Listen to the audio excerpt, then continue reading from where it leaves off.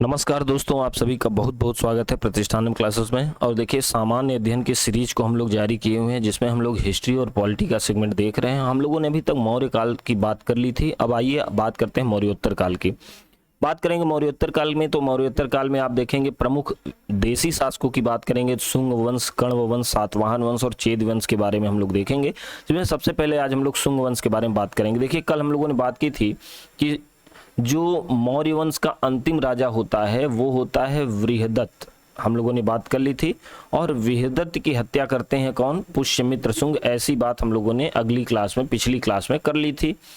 तो मौर्य वंश के अंतिम राजा वृहदत्त की हत्या करके एक नए वंश की स्थापना कर देते हैं पुष्यमित्र शुंग। जो है नए वंश की स्थापना करते हैं, उसका नाम होता है शुंग वंश। इसकी स्थापना 185 ईसा पूर्व में होती है, तो इसकी स्थापना करते हैं पुष्यमित्र शुंग। ठीक है। शुंगों की प्रारंभिक राजधानी याद रखिएगा पाटलिपुत्र थी, बाद में विदिशा भी हो गई। शुंगों ने दो राजधानी बनाई थी, एक पाटलिपुत्र और एक विदिशा। शुंग वंश जो है, इसके जो संस्थापक राजा होते हैं पुष्यमित्र शुंग। पुष्यमित्र शुंग के दरबार में इनके पुरोहित होते हैं, जिनका नाम होता है पतंजलि। और ये जो पुरोहित पतंजलि होते हैं, इन्होंने एक रचना की थी महाभाष्य। ठीक है। इसके बारे में, मतलब पुष्यमित्र शुंग के बारे में जानकारी जो है वो पतंजलि के महाभाष्य से ही देखने को मिलती है। याद रखेंगे, पुष्यमित्र शुंग ने 2 अश्वमेध यज्ञ किया था, ये बात ध्यान रखेंगे। और सांची स्तूप जो अशोक ने बनवाया था, सांची स्तूप में पाषाण वेदिका का निर्माण जो है वो पुष्यमित्र शुंग ने कराया था। ठीक है। बात करते हैं शुंग वंश के अगले राजा को। तो असल में क्या हुआ था कि पुष्यमित्र शुंग के समय ही भारत में पहला यवन आक्रमण हुआ था। ये प्रश्न पूछा जाता है कि भारत में पहला यवन आक्रमण किसके समय हुआ? तो पुष्यमित्र शुंग के समय हुआ। लेकिन इसको विफल किसने किया? इनके पौत्र जो है, पुष्यमित्र शुंग के पौत्र वसुमित्र जो है, इन्होंने इसको विफल कर दिया था। याद रखेंगे, हेलियोडोरस का गरुड़ स्तंभ लेख से पता चलता है कि वह जो है शुंग शासक भागभद्र के दरबार में आया था। तो शुंग राजा भागभद्र के दरबार में हेलियोडोरस आया हुआ था। ठीक है। और इसने क्या किया? भागवत धर्म के सम्मान में गरुड़ स्तंभ का निर्माण कराया था। तो किसने कराया था? हेलियोडोरस ने कराया था गरुड़ स्तंभ का निर्माण। किसके दरबार में आया था? भागभद्र के दरबार में। किस वंश के राजा थे भागवत? शुंग वंश के राजा थे। इन्होंने, ये लोग कौन से धर्म के अनुयायी थे? भागवत धर्म के। तो ये इतने सारे फैक्ट आपको यहां से मिले। शुंग वंश का अंतिम राजा होता है देवभूत, और देवभूत की हत्या कर देता है वासुदेव। और देवभूत जो होते हैं पुष्यमित्र, वो शुंग वंश के अंतिम राजा होंगे, और इनकी हत्या करेगा वासुदेव। और फिर वासुदेव कण्व वंश की स्थापना कर डालेंगे। ठीक है। तो ये ध्यान रखें। हालांकि कण्व वंश का शासन बहुत लंबा नहीं चल सका था। सातवाहन वंश की हम लोग बात करेंगे अब।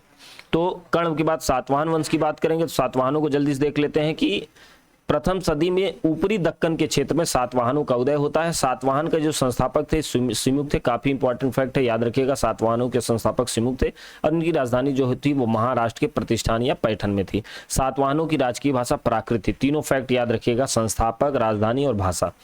सातकर्णी प्रथम इस वंश का प्रथम योग्य शासक था। ये फैक्ट आपके लिए महत्वपूर्ण नहीं है। बढ़ते हैं आगे। अब ये फैक्ट यहाँ से महत्वपूर्ण है कि सातवाहन वंश का जो राजा हाल होता है, इसने एक रचना की थी प्राकृत भाषा में, गाथा सप्तशती। कई बार पेपर में पूछा गया प्रश्न है, गाथा सप्तशती की रचना किसने की है? तो हाल ने की है। हाल जो है किस वंश के राजा थे? सातवाहन वंश के। इन्होंने जो गाथा सप्तशती की रचना की, कौन सी भाषा में? प्राकृत भाषा में। बहुत महत्वपूर्ण फैक्ट यहाँ पर यह है कि सबसे प्रतापी राजा, सबसे योग्य राजा, सबसे चर्चित राजा जो सातवाहन वंश का होता है, वो होता है गौतमी पुत्र सातकर्णी। ठीक है। तो गौतमी पुत्र सातकर्णी का जो अभिलेख है वो गौतमी बलश्री के नासिक अभिलेख से इनके बारे में जानकारी मिलती है। याद रखिए कि उसमें शक राजा जो होते हैं बड़ा मजबूत होते हैं, और इनका प्रतिद्वंदिता जो है शक राजाओं से चलता है, जिसमें शक राजा नहपान को गौतमी पुत्र सातकर्णी ने पराजित कर दिया था। तो इसको ध्यान रखेंगे। एक चीज और याद रखेंगे, गौतमी पुत्र सातकर्णी के बारे में इतिहासों में लिखा गया है कि इनके घोड़े 7 समुद्रों का पानी पिया करते थे। इनको महाप्रतापी राजा कहा गया है। तो गौतमी पुत्र सातकर्णी के बारे में ऐसा फैक्ट किताबें कहती हैं कि इनके घोड़े जो है 7 समुद्रों का पानी पिया करते थे। मतलब कई समुद्र की यात्राएं इन्होंने की थी, और विजयश्री को इन्होंने प्राप्त किया था। इसके बाद इनके जो पुत्र होते हैं वशिष्ठ पुत्र पुलवामी, ये राजा बनते हैं। और वशिष्ठ पुत्र पुलवामी जो है, उन्होंने एक उपाधि ली थी दक्षिणापथेश्वर। प्राचीन भारत के इतिहास में जितनी उपाधियां जिसकी हैं, एकदम आपको रटी होनी चाहिए, जुबान पे होनी चाहिए। याद रखिए मेरे भाई, इन्हीं का नाम पुलोमा देखने को मिलता है पुराणों में। अब बात करते हैं कि शक शासन जो रुद्रदामन है, इन्होंने सातवाहनों को 2 बार पराजित किया था, किंतु वैवाहिक संबंध के कारण इन्होंने इसका नाश नहीं किया था। वशिष्ठ पुत्र पुलमामी का विवाह रुद्रदामन की पुत्री से हुआ था। आप जानते हैं कि रुद्रदामन जो है वो शक, बड़ा प्रतापी शक राजा होता है। तो रुद्रदामन की पुत्री से विवाह किसका हुआ था? यही वशिष्ठ पुत्र पुलमामी का। इसीलिए जीतने के बावजूद रुद्रदामन ने सातवाहनों को जो है उनका समूल नाश नहीं किया था। यज्ञ सातकर्णी जो है सातवाहन वंश का अंतिम महत्वपूर्ण राजा था। ब्राह्मणों को भूदान देने की परंपरा सातवाहनों ने शुरू की। ये फैक्ट आपके लिए महत्वपूर्ण है। हालांकि उन्होंने बौद्ध भिक्षुओं को भी भूमिदान दिया था। ठीक है, आगे बढ़ते हैं। भड़ौज जो है, जो भरूच जो है आधुनिक गुजरात का ये क्षेत्र है। भड़ौच याद रखिएगा। भड़ौच जो है सातवाहन काल का प्रमुख अंतर्राष्ट्रीय बंदरगाह था, तो यहाँ से आयात निर्यात हुआ करता था। सातवाहन शासकों ने चांदी, तांबा, सीसा, पोटीन और कांसे की मुद्राओं का प्रचलन किया था। याद रखेंगे, ये प्रश्न पूछा जाता है कि सीसे की मुद्राओं का प्रचलन किसने कराया था, तो आंसर याद रखिएगा सातवाहन। कई बार पीसीएस में ये प्रश्न पूछा गया है, तो सीसे की मुद्राओं का प्रचलन सातवाहनों ने कराया था। एक टर्म है गौलमिक। गौलमिक का काम यह था, ग्रामीण क्षेत्रों में जो प्रशासन देखता था उसे ही गौलमिक कहते थे, और ये गौलमिक का संबंध किससे है, सातवाहन वंश से। तो ये भी याद रखेंगे। क्या होता था गौलमिक, ग्रामीण क्षेत्रों का प्रशासन देखता था, वही गौलमिक होता था। एक छोटी सी सैन्य टुकड़ी भी इसको दे दी जाती थी और उसका संचालन ये करता था। कार्ले का चैत्य, अमरावती, कला का विकास आदि सातवाहन काल की प्रमुख उपलब्धियां हैं। ठीक है, बात करते हैं चेद वंश की। जल्दी से चेद वंश को देखते हैं। तो प्रथम सदी ईसा पूर्व में कलिंग में, उड़ीसा के क्षेत्र में चेद राजवंश का उदय हुआ और इसका संस्थापक संभवतः महामेघवाहन को माना जाता है। इसीलिए इस वंश को, चेद वंश को महामेघवाहन वंश भी कहते हैं। इसका सर्वाधिक प्रमुख राजा होता है खारवेल। आप जानते हैं, हम लोगों ने शुरू की क्लास में डिस्कस किया था कि खारवेल से संबंधित है एक अभिलेख जिसको कहते हैं हाथी गुम्फा अभिलेख। ठीक है, चलिए, तो इतनी बातें रही। चलिए अब देखते हैं, थोड़ी सी बातें आगे देखते हैं। तो देखिए, यहाँ से हमने इनकी चर्चा कर ली।